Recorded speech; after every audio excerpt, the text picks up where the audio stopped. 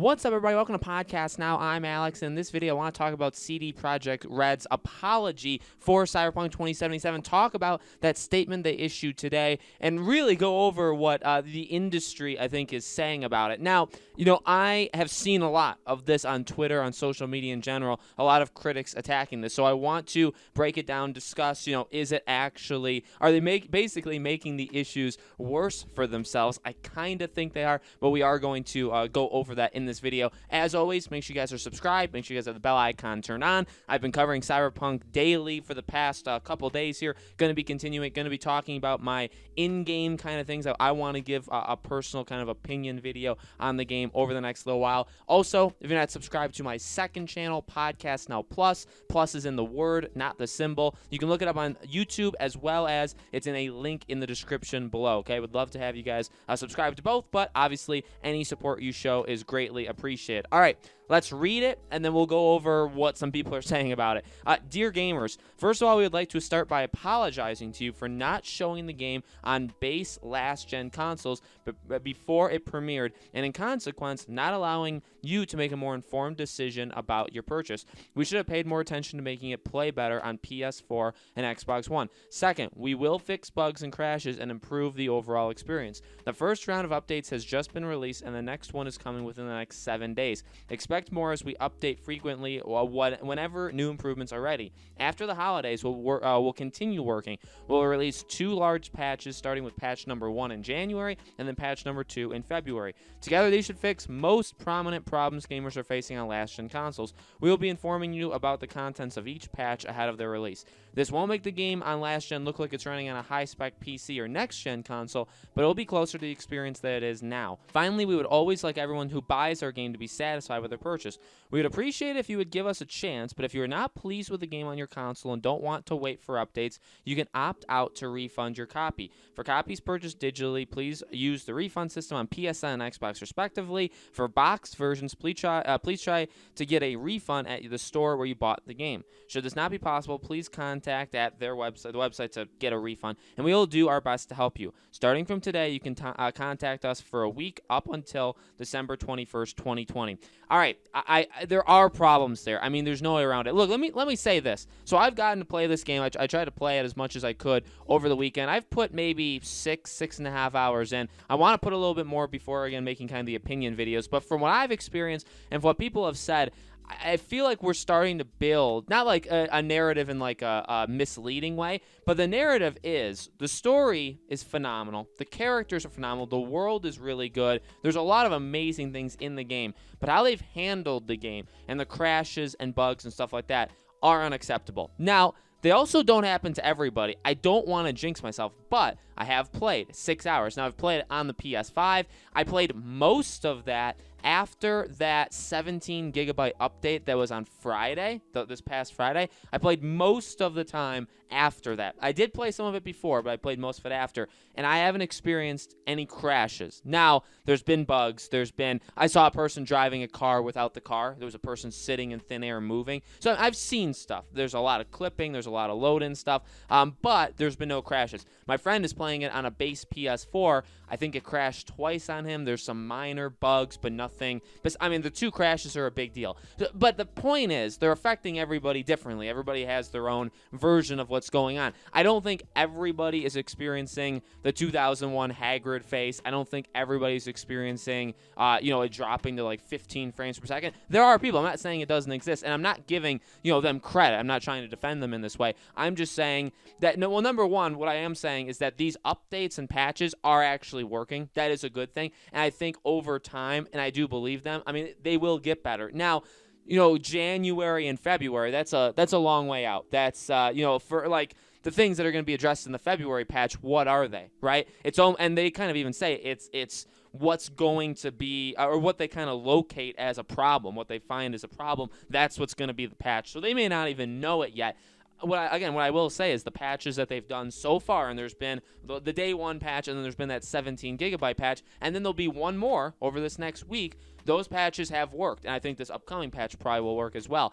But again, it's mainly for the last gen. Now, there's 2 big parts to this that I do want to kind of lay into them. Maybe not as harshly as you're seeing. A lot of the gaming journalists out there, remember, anytime they could take a dig at Cyberpunk or CD Projekt Red, they were going to. They've been leading up to this for months, at this time. We know that's kind of the case, but I'm not going to go so far as that. But I do have some problems there. The number one thing is I do agree with people saying, in saying, the way they described how they, quote unquote, or whatever they said, for not showing the game on base last-gen consoles. The way they said that is very, very misleading. So remember, the reviews, they were only allowed to play this game on PC. They never showed this game running on last-gen consoles, and then you had to play this game on PC. Again, I will say what I said a few days ago. I think I maybe even said this yesterday in the glitches video I made. What's interesting to me, and what I don't see a lot of people talking about, is and I'll say it one more time, and then I'll never say it again. When they delayed this game this last time, when they delayed it about a month, they said that it was going to be launching on 9 different consoles or 9 different platforms. Stadia, the different Xboxes, they all count. And specifically in that message, same thing as this, same like fan post that they did here, they said that the reason for the delay was to get it to work on next-gen consoles. So either they lied or they did actually do that. Over the past month, they made it work on next-gen consoles, and that day one patch made it so that it does work on next-gen consoles, but they forgot about the current gen. You know what I mean? So I don't see a lot of people talking about that, but I have always found that weird, that the reason for this delay was to get it to work on next gen. And now the issues are primarily, overwhelmingly, I would say, on last gen, on Xbox One, all of the Xbox One, series of consoles, and the PS4, and I guess PS4 Pro. So that, to me, is a little odd. But yeah, I mean, that's, and when we should have paid more attention to making it play better on PS4 and Xbox One. That doesn't sound good. But speaking of things that don't sound good, the last paragraph when they talk about the refunds, just not, in my opinion, the way you do it. Now, I mean, good for them for kind of telling everybody, breaking it down, like, hey, if you got it digitally, here's what you do. If you got it physically, here's what you do. Like, that's fine. I don't have any problems with that. But for the fact, that they said, we would appreciate it if you would give us a chance. But if you're not pleased with the game on your console and don't want to wait for updates, you can opt to refund your copy. So that just sounds, again, I'm actually a CD Projekt Red fan. I've talked about it before. I like the way they've stood up to the blue check marks, the lunatics on Twitter and social media. I love it. I love that they have meltdowns all the time because of this game, and I love that they seemingly haven't backed down. So I'm a big CD Projekt Red fan, not even just because of their games, because I do love Witcher 3, and I am enjoying, I would say that, I'm enjoying Cyberpunk. But I also, respect them besides that. But that, again, that's just not a good way of saying it whatsoever. You really could have taken that sentence completely out. I think you would have been A-okay, because, again, they're kind of talking as if they're higher than us. So it's like, well, you don't want to give us 3 months with the game. So if you're unwilling to do that, and why wouldn't you be, then just refund. You know what I mean? That sounds very bad, because you can understand why people are doing refunds. That's the point. If somebody wants a refund right now, I don't blame them. If somebody wants a refund next month, I also don't blame them. Again, if they literally just said in the paragraph above it that they're going to be issuing major patches in January and February, again, we don't even know what those patches are, but those should fix everything. Well, that means you bought the game December 10th, and you need to wait till, say, February 10th. So you need to go 2 months. Let's just say, these are all like fake numbers, but let's just say 2 months. So what they're saying is, if you're unwilling to wait for us for 2 months, then I guess you could do a refund. Like, oh my God, if you feel, that's the way you want to go. And that's just, I get it, like, it's money, and they made their profit, they made all of the stuff back. Remember, we saw that just on day one, right? All the people that pre-ordered the game, they literally made all the marketing, all the development costs back the first day, which is incredible, and that's a huge milestone. However, if 10% of them,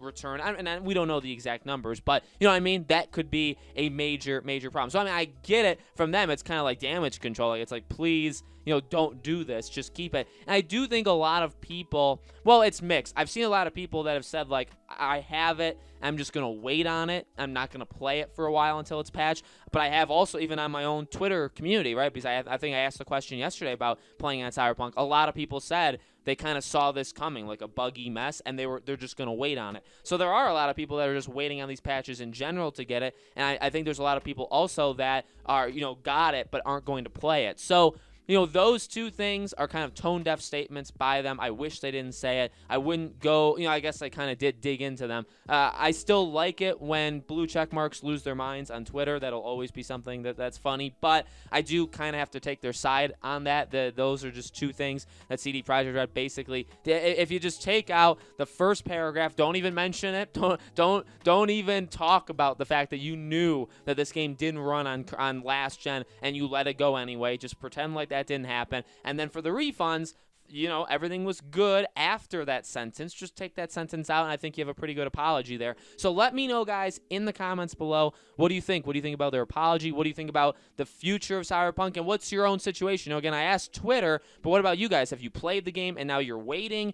Did you not get it at all and you're waiting for everything to be fixed until you buy it? Let me know your situation. As always, make sure you guys are subscribed. Make sure you guys have the bell icon turned on, as always. And, again, make sure you guys are subscribed to my second channel, Podcast Now Plus, for even more of me, assuming that you like me, and I hope that you do. I honestly do appreciate all of your support. Thank you so much for watching, guys. I really do appreciate it. I hope to see you all on the next video.